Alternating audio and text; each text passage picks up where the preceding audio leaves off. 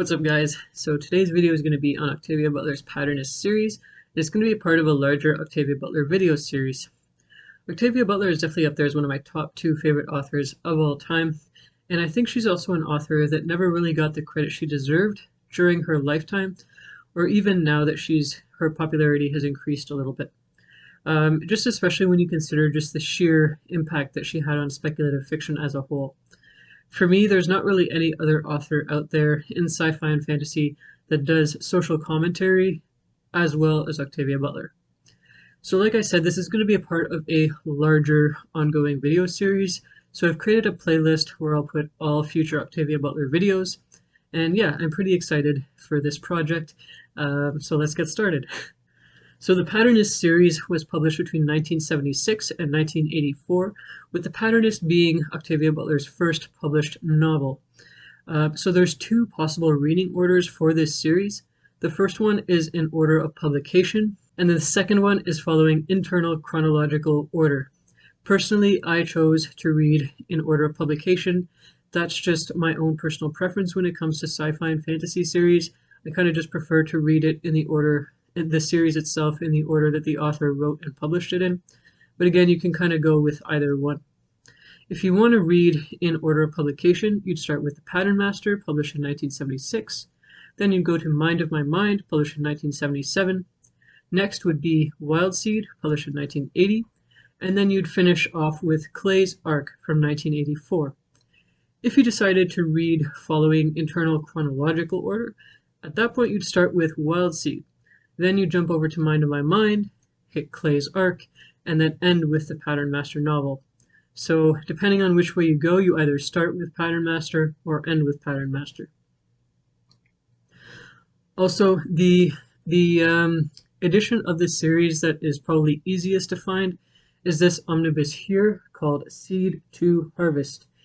And this one is written in following internal chronological order, but like I said, I still read it following public order of publication, which kind of had me jumping around, like starting at the back and then jumping all the way around. But yeah, so you can read it in either order, but this is probably the edition that's going to be easiest to find. When it comes to ratings, the way I rated each book was Pattern Master 4.5 out of 5 stars. Then Mind of My Mind was my favorite of this series for sure. I rated it 4.75 out of 5 stars, but honestly I might change it to 5 out of 5 stars just because the reason that I reduced it down to 4.75 is something I'm not sure how strongly I feel about anymore, or even if it had to do with certain understandings around the end of the book anyways. But yeah, it was a near perfect book for me and definitely my favorite of this series. Wild Seed was probably my least favorite, but again, still good. I rated it 4 out of 5 stars, so still a really high rating. But yeah, I just enjoyed it a little bit less than the others. I think partially because the pacing felt very different for me. I think that was one of the main aspects that made it somewhat less enjoyable for me, but like I said, still liked it quite a lot. 4 out of 5 stars. And then Clay's Ark, I rated 4.25 out of 5 stars. So just a quick note before I go on, I'm actually going to divide this discussion on the Patternist series into 2 separate videos. This current video is going to be more of a spoiler-free series overview, and then the second video is when I'm going to do more of like a more in-depth analysis of the series. So if you've already read it and you're kind of looking for more of a deep dive into the series, then that second video might be more for you. But yeah, so there's going to be two videos on this series. But yeah, getting back to the overview, the Patternist is mostly what I'd call futuristic fantasy that crosses over into the realm of science fiction and historical fiction too. It takes place in our world, but across different time periods and also within different types of societies too. And the societies and relationships that Butler wrote about in this book and in most of her books, I find often give me a pretty uncanny feeling. There's always this mix of the very alien, the very strange, with things that are just all too unsettlingly too familiar. So if you decide to start the series with the Pattern Master like I did, you'll find yourself in the far future in what used to be California, or what is now California, And at a glance, this is a society that seems to operate and be run very differently from our current society.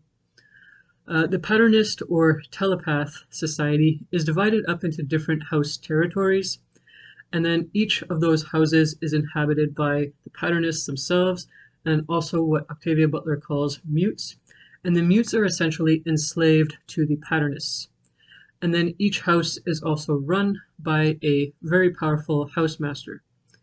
So in the prologue of the Pattern Master, we come across another mysterious group of beings called the Clayarchs, which we find about, regardless of the order that you read in, we'll find about more about, as you go on in the series. But yeah, their society is set up a little bit differently from the Patternists. So that is another thing that we get with this series in general, is we get to see different types of community building, different types of societies based on different histories.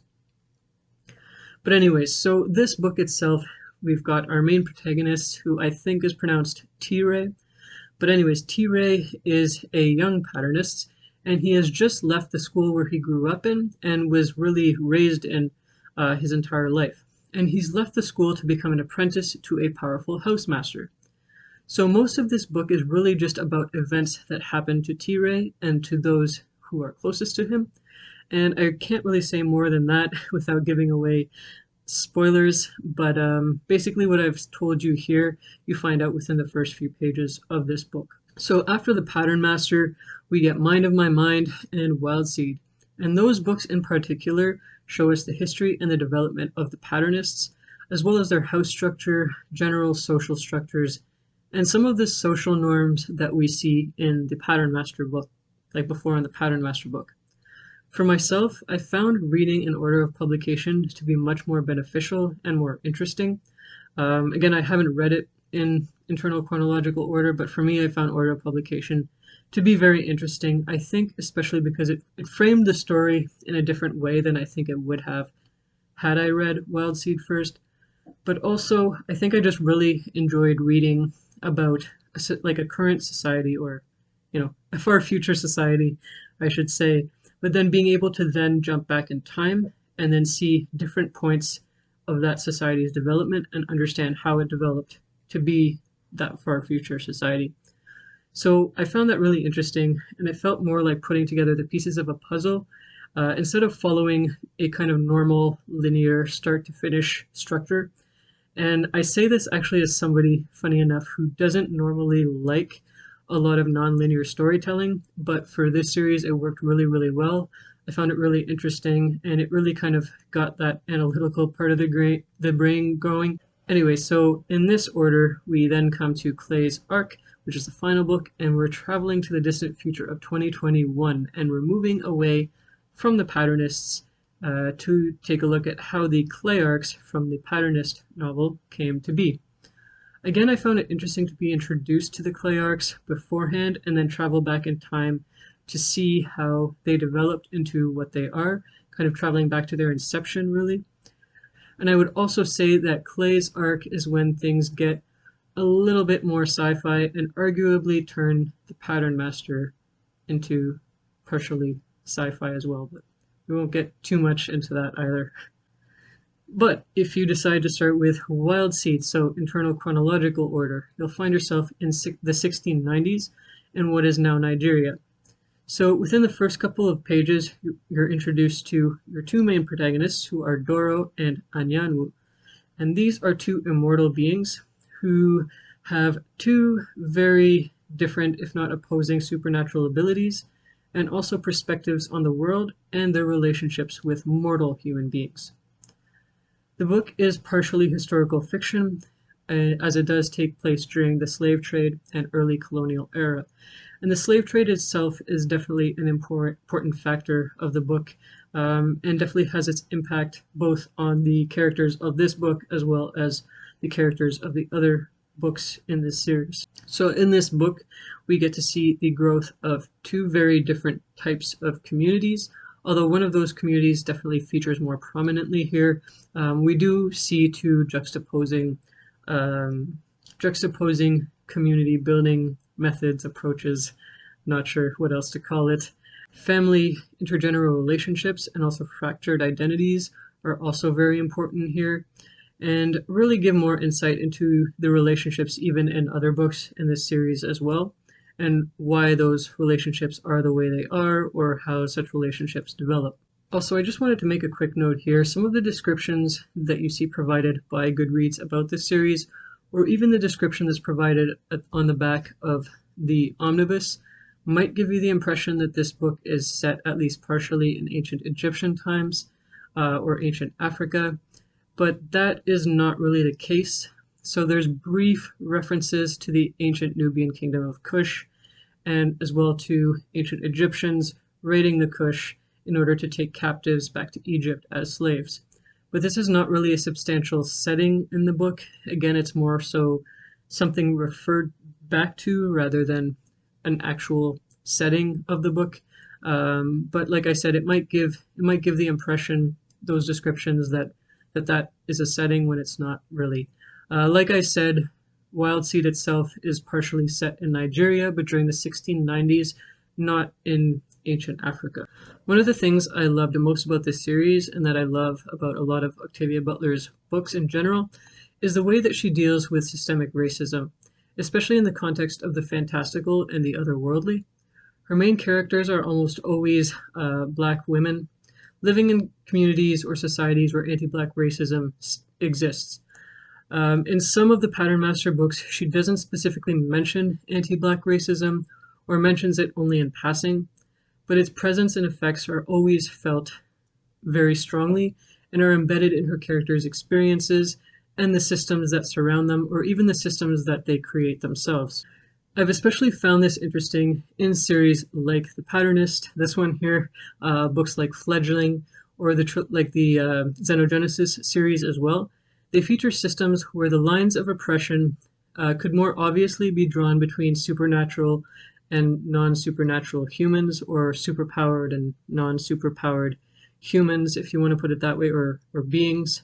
Whether we're talking about telepaths, vampires, both of whom are kind of anthropomorphic or just humans but with different types of powers, or Xenogenesis, which features aliens, so not human at all. But these are never themselves meant as clear-cut, direct parallels to white supremacy or anti-Black racism, so much as a means of thinking and focusing on their effects in very different ways. Anti-Black racism exists alongside these systems so that it's reflected in normal human societies, it's echoed in supernatural and alien societies, as well as reflected in the relationships between normal humans and superhumans, or normal humans and alien relationships. Personally, in my experience, Octavia Butler was one of the few fantasy authors who actually ventured into a more multi-layered and nuanced discussion of racism within worlds where supernatural beings actually exist. So with her work, you can't really draw very neat lines or make neat real-world comparisons when it comes to her treatment of the supernatural and racism. But that's something that I kind of want to talk about a little bit more in the next video on The Patternist, because it is something that comes up. And she does it in ways that it's very subtle. She's not kind of flashing neon signs about like, oh, I'm making this parallel. I always say that, like, reading her stuff, it's like peeling an onion. It's very, very multi-layered and looking at different types of relationships, different types of power dynamics and all that, but in different ways that you don't often get, I find, in a lot of sci-fi and fantasy. So Octavia Butler's books, like I just mentioned, they often or almost always deal with human interconnectedness and interdependency in some way or other, and she was always very focused on exploring the complexities of power dynamics, with special attention, I would say, to topics like agency, consent, and our ability to choose regardless of where we stand within systems or relationships of power. Like many of her novels, the Patternist series reflects on eugenics, slavery, poverty, substance use, trauma, intergenerational relationships, and the destruction of intergenerational relationships because of systems of oppression and their impacts. But these books, like I said, really zero in on human social hierarchies. They zero in on ideas of agency, consent, and complicity within the context of wider systems especially how complicated the idea of complicity can get when you consider how we all exist in a system, so to speak. And I find several characters in the Pattern Masters series really ask us to question the relationship between complicity and the ability to choose, or the feeling that our choices are limited within the context of surviving in a larger system that is often beyond our individual control. They ask us to question what choice is, who has agency and who does not have agency, or at what point we simply choose to accept things as they are, even if they could be different. But she doesn't question these in a way that is really denying responsibility or accountability. And we see that with the main character of Mind of My Mind, Mary, and some of the discussions she has, especially with another of the characters, Carl. When it comes to the power dynamics in social relationships with those that have less power than us, does it ultimately matter if we feel that our own agency is limited, if the outcome is the same, or that we feel apologetic for being inherently a part of a larger system? For example, it's impossible for Mary to escape certain aspects. Again, I'll try to say this without spoilers, but it's impossible for her to escape certain aspects of herself. She also has to deal with the inescapable impact that has on her relationships with others, within her community, and outside of her community. She has to take responsibility, or in other words, even resign herself to those realities, even if certain things are not actually her fault, or that she can't actually change those things. And again, we're talking about power, like when we have power over other people, even if it's in a limited way, even if it's a way that we can't change because of the way we were born or whatever. Just a note that I think really touches on this and what I said about Mary too, and that kind of the role of power or choice, especially choice in being in that strange place of, yes, do I have power over a certain other group of people, but was is there any way that I could change that, or is it because genetically I cannot change that particular thing that gives me power? That kind of that tension between agency and lack of agency, and just the fact that you kind of have to accept responsibility, even if it's something that you can't change in certain cases. But yeah, as a final note, I thought that I think kind of touches on some of these things around choice, or lack of choice. I remember reading an interview with Octavia Butler where she talks about a conversation with her mother and some of the realizations it brought her when she was around 7 or 8 years old. I'm actually going to read that portion of the interview because I think it's better to hear it in Butler's own words. So, just for a little bit of context, Octavia Butler's mother was a maid in a white household, and she often took Octavia to work with her when she was still preschool age. So, this is based on observations that young Octavia had and some of the things she said to her mother, or things that she saw happening to her mother, I should say. So it says, I got to see her not hearing insults and going in back doors, and even though I was a little kid, I realized it was humiliating. I knew something was wrong. It was unpleasant. It was bad. I remember saying to her a little later at 7 or 8 years old, I'll never do what you do. What you do is terrible. And she just got this sad look on her face and didn't say anything. I think it was the look and the memory of the indignities she endured. I just remembered that, and I wanted to convey that people who underwent all this were not cowards, were not people who were just too pathetic to protect themselves, but were heroes because they were using what they had to help their kids to get a little bit further. She knew what it was to be hungry. She was a young woman during the Depression. She was taken out of school when she was 10. There were times when there was no food. There were times when they were scrambling to put a roof over their heads. I never had to worry about any of that. We never went hungry. We never went homeless. I got to go to college, and she didn't even get to finish elementary school. All that because she was willing to put up with this nonsense and try to help me. I wanted to convey some of that and not have it look as though these people were deficient because they weren't fighting. They were fighting, they just weren't fighting with fists, which is sometimes easy and pointless. Butler brought this up when talking about the writing process for one of her other books, Kindred, but I think what she's talking about here is reflected in most of her works, including this Patternist series. Butler's novels feature both characters who are fighting in more direct or aggressive ways, as well as those who do it in more subtle ways, but trying to survive in whatever way they can given their circumstances, suffering daily indignities and mistreatment to get their children a chance at a different, better future. So that's it for today. If you felt like you got something out of this video, don't forget to like and subscribe, and I'll see you next time.